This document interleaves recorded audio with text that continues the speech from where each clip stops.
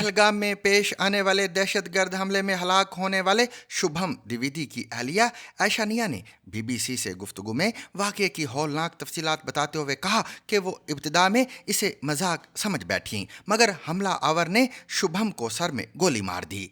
उन्होंने वाकये पर भारतीय हुकूमत की सिक्योरिटी नाकामियों पर शदीद तनकीद की।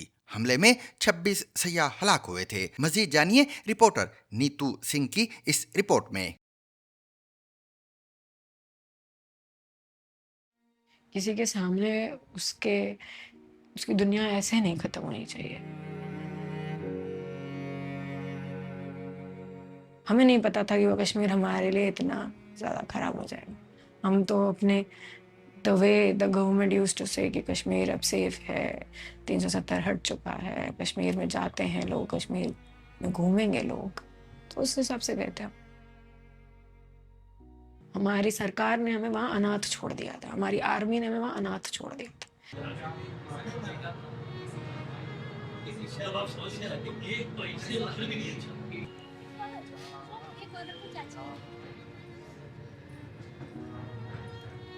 मेरे को वो 1 अक्टूबर फर्स्ट टाइम मिला था, 1 अक्टूबर 2024। That was first day we met and हम 6 महीने अराउंड, अभी 6 महीने हो रहे हैं। खुद इतना घुमा है और उसने मेरे को भी पार्टी करना, घुमाना है। उसका यही था कि मैं इसको जितने मज़े करवा सकूँ। उसको घूमना बहुत पसंद था। वो 28 देश घूम के आया था। मैगी खाना बहुत पसंद था। देयर वर टाइम्स जब वो मुझे ना रात में ऐसे 2 बजे मैगी खाएगी, तो मैं कहती थी मैं बना देती हूँ। तो कह रहा नहीं, गाड़ी में बैठते अपन चलते हैं। फिर मुझे लेके जाता था ड्राइव पे। तो कानपुर के कुछ स्पॉट्स हैं जहाँ पे रात में 2 बजे चीज़ें मिलती हैं, तो वहाँ जाके फिर अपन मैगी खाते थे।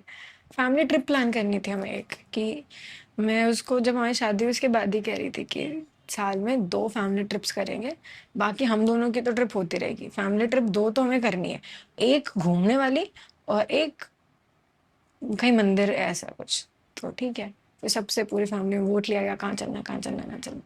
तो एवरीबडी लाइक कश्मीर, कश्मीर, कश्मीर।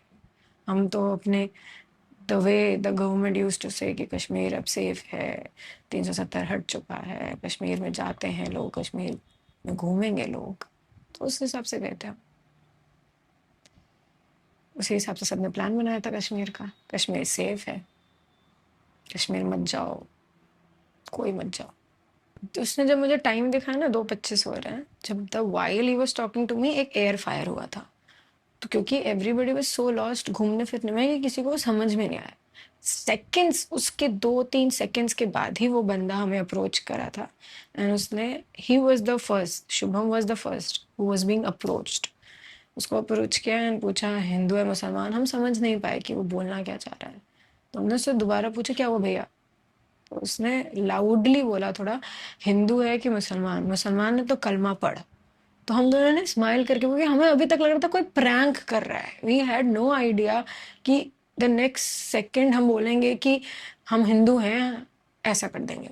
हमें लगा मस्ती चल रही है कुछ, तो ऐसा कुछ प्रैंक है। हमने बोला हिंदू। बस जैसे ही the sentence was not even properly finished, they shot him here, nothing left. तो उन्होंने बोला कि नहीं जाओ, जो मैंने तुम्हारे पत्नी पति के साथ किया है अपने गवर्नमेंट को बताओ जाके।